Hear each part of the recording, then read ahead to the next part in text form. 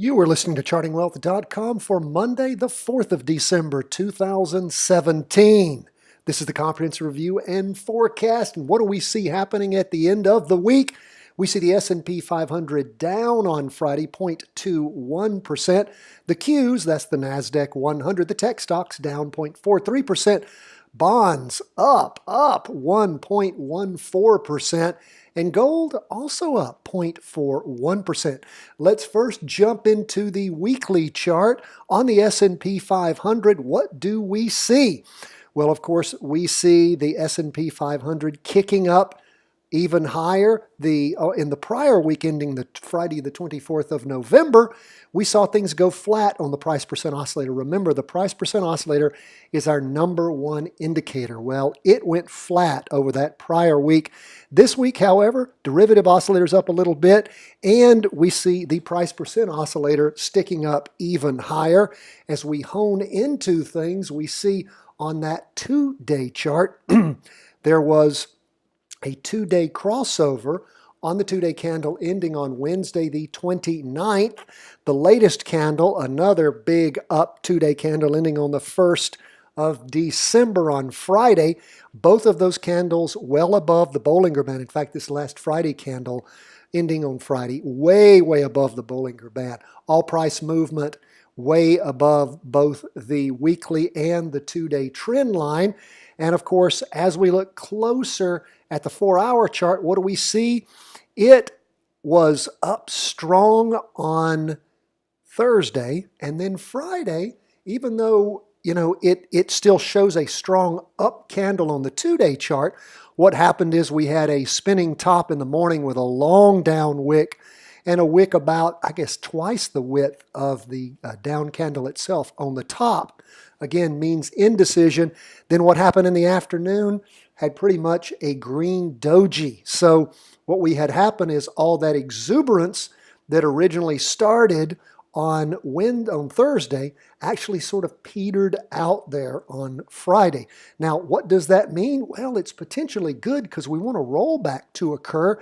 That is, we want the 4-hour candle to rotate over going down so that when it pulls back over going up, we have a jumping in point. Remember, we want to have the two-day and the weekly going in the same direction. We then want the 4-hour to go in the opposite direction. That's what we call a pullback, to then when it springs back up again, we jump in on that 4-hour chart as our action chart. If you're not quite sure what I'm talking about, you need to subscribe to chartingwealth.com, and we will send you with every single email. There's a link to our How to Read a Stock Chart video, which will explain our methods to you. So that's where we are in the S&P 500. Again, trying to knock all this out for you in 10 minutes or less. We'll try our best to do that on the comprehensive review and forecast. We have to take a little more time. We know you understand. What do we see going on the Qs? Well, it crossed over going up on the weekly chart all the way back on the 27th of October. And then we had 1, 2, 3, 4 weeks of strong up movement. This last week, not so strong. Actually, we have a red open box spinning top where we're just sort of slipping sideways, tending down. That spinning top, of course, with our Heikin-Ashi candlesticks means indecision, tending down. We see our price percent oscillator has moved actually less than flat. It's sort of heading down at this point. And the derivative oscillator has also lost a significant amount of energy. What do we see on the two-day chart? It's actually crossed over going down. So we have a crossover going down on the two-day chart. We'll continue to track that. That schizophrenia means, of course, particularly when it happens on the two-day chart, that we would pull any up trades that you still had going on. It's the first time that has happened since the weekly vertical crossover occurred. So again, since the last two-day crossover occurred going up. So again, we are seeing that schizophrenia, as we call it, between the two-day and the weekly, which means we don't have a trade. Let's look at that 4-hour chart. What do we see on there? Well, we saw huge down movement in the morning that recovered. We've got a long wick with a solid red candle, and then in the afternoon, a bit of a recovery. We've got that 4-hour chart continuing to hammer down. Derivative oscillator remaining pretty much flat. So no trade in the NASDAQ 100, or affectionately as we call it, the Qs. Some people call it the cubes. Now let's go. What do we have? We have a weekly vertical crossover going up on Treasuries. Yes, it's finally occurred. Didn't look like it was going to happen, but it did happen. So now we have a weekly vertical crossover. We will be sending out the text on that over the weekend. When did we see that occur? Well, it's even stronger in that the derivative oscillator flipped over at the same time that we saw the price percent oscillator. Now, how odd is that, though, that it happened even though it's a red open box spinning top? Lots of indecision, and again, the candles tell us tending down, but we had a weekly vertical crossover. So again, not as strong as we would like it to be, but that's what the indicators are showing us. And again, do have some trepidation because of that red spinning top. Don't like that, but we shall. It's not a solid. So again, the last time we saw a red spinning top occurred, of course, it was followed by 2 weeks on the week ending the 7th of July and the week ending the 14th of July by 2 strong weeks of down movement. So again, we'll keep our eye on things. What are we seeing on the 2-day chart?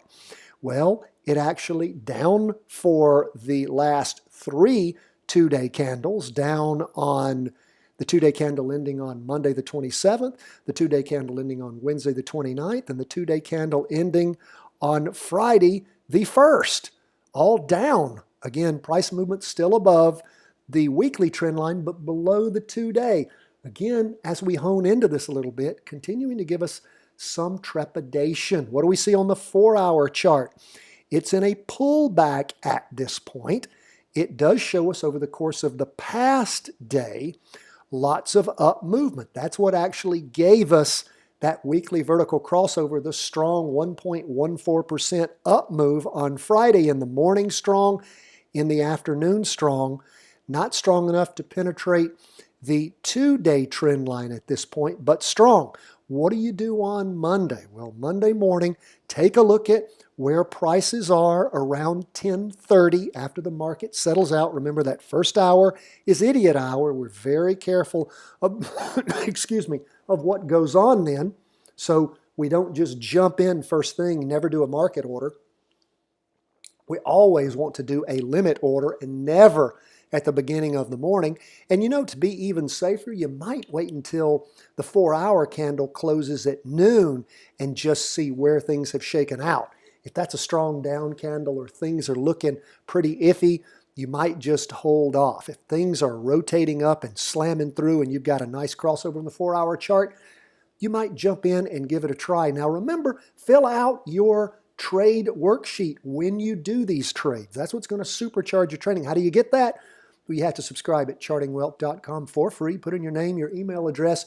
Every single daily market review and weekly market review we send you, you will get a PDF attached to that, a link where you can download for yourself trade worksheets, daily market worksheets, weekly market worksheets. You need to fill out trade worksheets every time you execute a trade, and throughout the course of the trade, you're building your trader's diary, okay? That is so important for your learning. That's where we are on TLT, weekly vertical crossover. Lastly, trying again to stay as close to 10 minutes as we can. What's going on gold? Well, still a confirmed down move on the weekly chart, even though the last 3 weeks have been slight up movements in gold, according to our Heikin Ashi candlesticks. We shall continue to watch what's going on.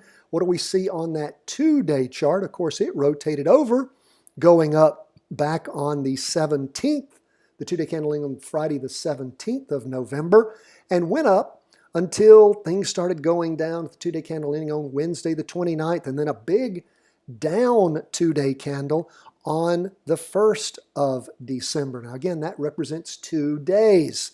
Still haven't had a crossover going down yet, so that's not, as far as our traditional way of trading, getting us into anything. But what's happening on that 4-hour chart? Well, the 4-hour chart rotated over, going down back on the afternoon of Wednesday the 29th, hammered down for another day on Thursday, and then up for the day on Friday, 0.41%. 4-hour chart still moving down. And of course, we see that the price percent oscillator still moving down and the derivative oscillator losing some of its downward momentum. Don't forget this 4-hour chart is going to get less and less reliable as we get further into December. Typically goes out of reliability totally in mid to late December until about mid-January. So again, don't have a trade in gold at this point.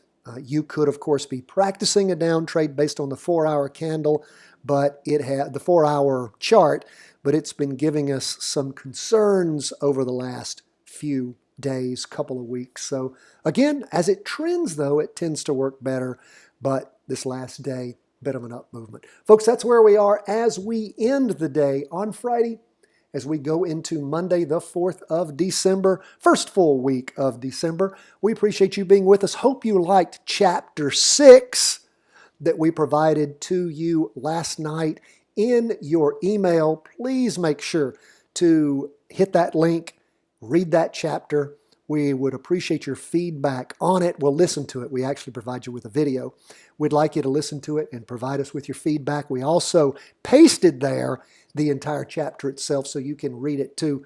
Thank you so much. It's on trend lines and how effective they can be in your trading. God bless, my friends. All the best from the entire team here at chartingwealth.com.